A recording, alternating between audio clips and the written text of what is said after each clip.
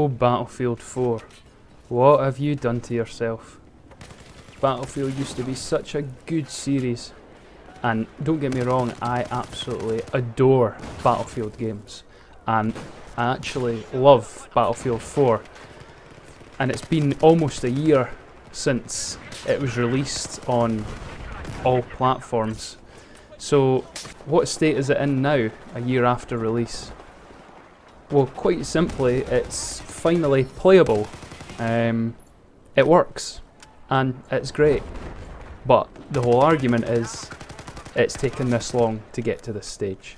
Now, I own the PC, PS4, and Xbox 360 versions of the game, and I've tried them all, and in the beginning, and even up until about 9 months, well, not 9 months ago, but up until 9 months after release, the game just had so many bugs and so many glitches that were just infuriating.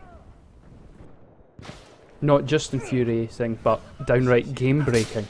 You couldn't play the game in the state it was in. The rubber banding, every map pack that was released had a new, fresh batch of bugs that seemed to need to be solved. And the poor developers just couldn't seem to get the game to run properly. But they're not really poor developers. I mean, they should never have released Battlefield 4 in the state it was in, so they kind of brought it amongst themselves.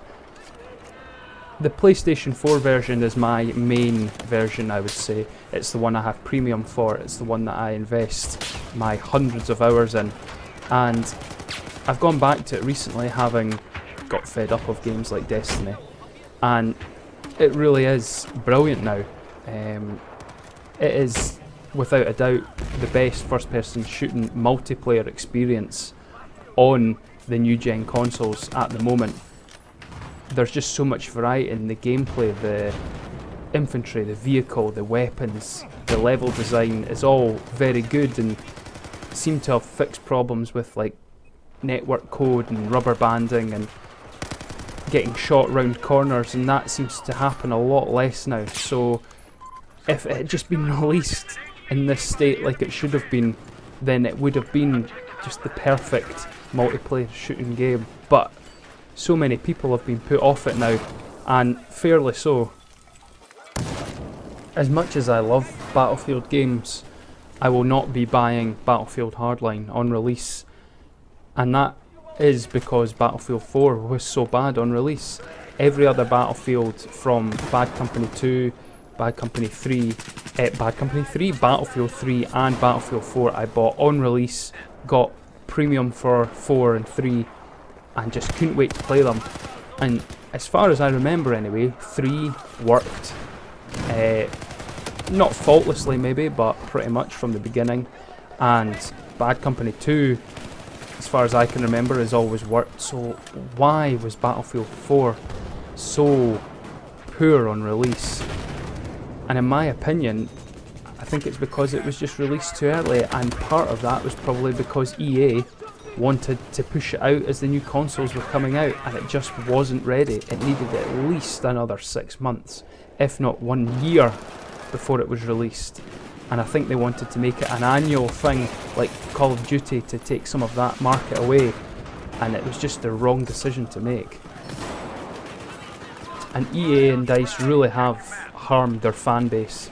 There are hundreds of thousands probably out there that will not buy another DICE or EA game, or will not trust them to release a game in a playable state, and I don't blame them. Most of my friends have actually stopped playing the game or have sold it because they just don't have the time or the patience, and yet again I don't blame them. I only came back to it recently because I heard of this new patch, and on the PS4 anyway, it seems fine. It is great to be able to play Naval Strike without the horrendous rubber banding and not get shot for the 15th time when you're behind a corner. So yes, Battlefield 4 is a very good, and in my opinion probably the best FPS multiplayer game you can get now, but it was really unforgivable the way it was released in the first place. So if you're new to Battlefield, definitely pick it up now. but for the next one, Battlefield Hardline, I wouldn't get it on release. Objective Charlie has been neutralized.